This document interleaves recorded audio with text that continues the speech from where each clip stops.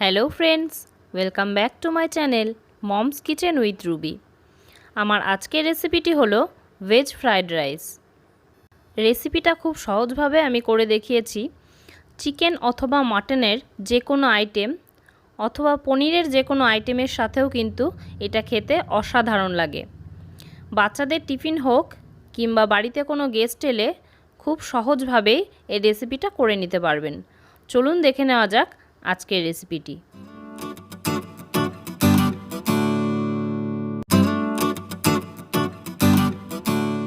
প্রথমে এখানে আমি 2.5 কাপ বাসমতি চালের ভাত করে নিয়েছি।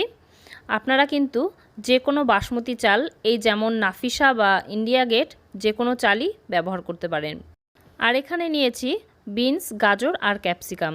এখানে আমি যে কাপটা চাল মাপার জন্য ব্যবহার করেছিলাম সেই কাপটাই কিন্তু অন্যান্য উপকরণগুলো মাপার জন্য ব্যবহার করেছি। আর নিচ্ছি 1/2 কাপ পরিমাণ কাজু আর 1/2 কাপ পরিমাণ কিশমিশ। আর শুকনো মশলার মধ্যে আমি নিয়েছি একটা তেজপাতা, 4টে লবঙ্গ, 2টো ছোটো এলাচ, একটা বড় এলাচ আর সামান্য দারচিনি। নিয়েছি 2 টেবিল চামচ ঘি আর নিয়েছি চিনির গুঁড়ো। এখানে আমি চিনির গুঁড়োটা ব্যবহার করছি, কেননা গোটা চিনিটা দিলে কিন্তু সেটা গলতে অনেকটাই টাইম লাগে। আর নিয়েছি লবণ। এদিকে ওভেনে একটা প্যান বসিয়ে দিয়েছি। প্যানটা গরম হয়ে গেলে এর মধ্যে 1 টেবিল চামচ ঘি দিয়ে দিচ্ছি। আমি এখানে ঘি ব্যবহার করলাম, আপনারা চাইলে কিন্তু সাদা তেলও ব্যবহার করতে পারেন। ঘিটা গরম হয়ে গেলে এর মধ্যে আমি কাজুটা দিয়ে দিচ্ছি। কাজুটাকে হালকা লাল করে ভেজে নেব। কাজুটা হালকা লাল হয়ে এসছে, এবার এর মধ্যে কিশমিশটা দিয়ে দিচ্ছি। তবে কিশমিশটা দেওয়ার পর 30 সেকেন্ড মতো ভেজে নিলেই চলবে, কেননা কিশমিশটা দেওয়ার পর বেশিক্ষণ ভাজলে কিন্তু কিশমিশটা পুড়ে যাবে। কাজু কিশমিশ ভাজা হয়ে গেছে, এবার তুলে নিচ্ছি।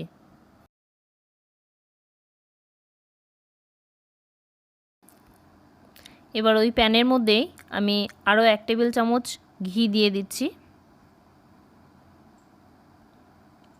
আর দিচ্ছি গোটা মশলাগুলো। মশলাগুলোকে আমি হালকা ভেজে নেব। আর ভাজা হয়ে গেলে এর মধ্যে একে একে আগে থেকে কেটে রাখা সবজিগুলো অ্যাড করতে থাকব। প্রথমে আমি দিয়ে দিচ্ছি কুচনো গাজর। গাজরটাকে 1 মিনিট মতো ভেজে নেব। আর তারপরেই আমি দিয়ে দেব বিনস। যে সবজিগুলো ভাজতে বা নরম হতে একটু বেশি সময় লাগে সেগুলোই সবার প্রথমে অ্যাড করতে হবে।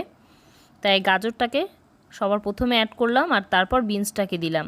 এবার বিনসটাও কিন্তু হালকা ভাজা হয়ে গেছে, মানে 1 মিনিট মতো ভেজে নিয়েছি। এরপর এর মধ্যে ক্যাপসিকামটাকে দিয়ে দিচ্ছি। ক্যাপসিকামটা যেহেতু খুবই নরম হয় আর ভাজতে খুব একটা সময় লাগে না, তাই ক্যাপসিকামটা সবার শেষে দিলাম।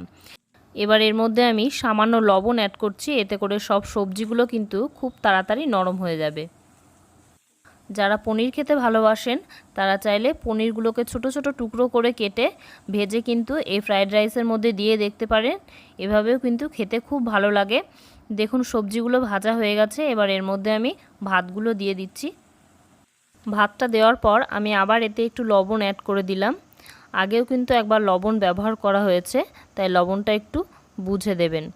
এবার দিয়ে দিচ্ছি সুগার ডাস্ট।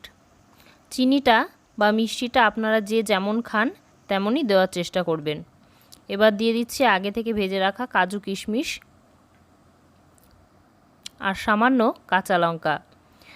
কুচনো কাঁচা লঙ্কাটা আমি এখানে অ্যাড করলাম স্বাদ বাড়ানোর জন্য, তবে আপনারা চাইলে কিন্তু কাঁচা লঙ্কাটাকে স্কিপ করেও যেতে পারেন। এবার সমস্ত উপকরণকে আমি এইভাবে হালকা হাতে মেশাতে থাকব। আমার এই রেসিপিগুলো ভালো লাগলে অবশ্যই একটি লাইক আর কমেন্ট করবেন।